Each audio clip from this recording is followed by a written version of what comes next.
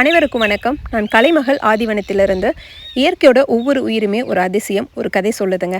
அந்த உயிர்களோட கதைகளை உங்களிடம் பகிர்ந்து கொள்வது தான் ஆதிவனத்தின் பயணம். நான் ஒவ்வொரு தடவையும் தோட்டத்துக்குள்ளே போகும்போது இங்கே இருக்கிற ஒவ்வொரு மரத்தோட இலைகளும் பூக்களுமே எனக்கு ஏதாவது ஒரு கதை சொல்கிற மாதிரி தான் இருக்கும்.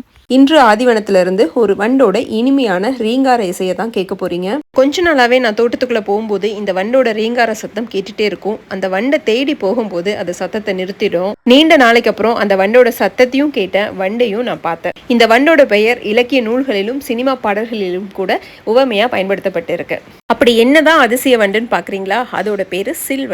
இது ஏதோ இந்த காலத்துல வர்ற சினிமா பாடல்கள் கவிதைகளில் மட்டும் இல்லைங்க, சங்ககால இலக்கிய நூல்களிலிருந்தே சில்வண்டு பற்றி சித்தகரிக்கப்பட்டுள்ளது. இந்த சில்வண்டு ஒரு வகையான ரீங்கார சத்தம் எழுப்புங்க.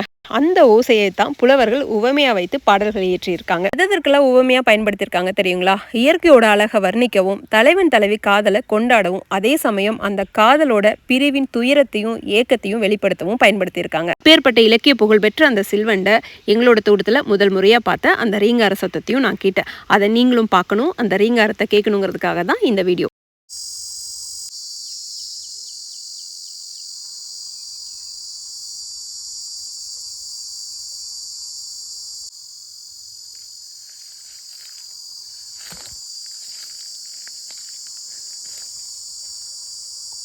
இந்த சில்வண்டுகளை வெறும் உவமைக்காக மட்டும் பயன்படுத்துறது சிறப்பு இல்லைங்க. இதுக்கு அதிசயமான சில சிறப்பம்சங்களெல்லாம் இருக்குது. அதை அடுத்த வீடியோவில் பார்க்கலாம். அதுக்கு முன்னாடி இந்த சில்வண்டு எப்படி இருக்குன்னே பார்த்ததில்லன்னு சொல்கிறவங்களுக்கு இந்த மரத்தில் ஒட்டி இருக்கு, வாங்க காட்டுறேன்.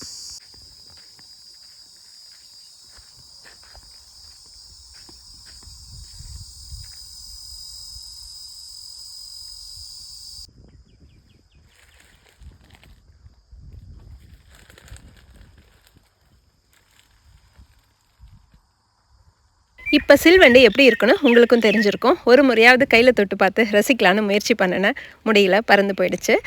இயற்கையோடு மீண்டும் சந்திப்போம். ஆதிவனம் வளரட்டும், அனைத்து உயிர்களும் நலமாக இருக்கட்டும். நன்றி, வணக்கம்.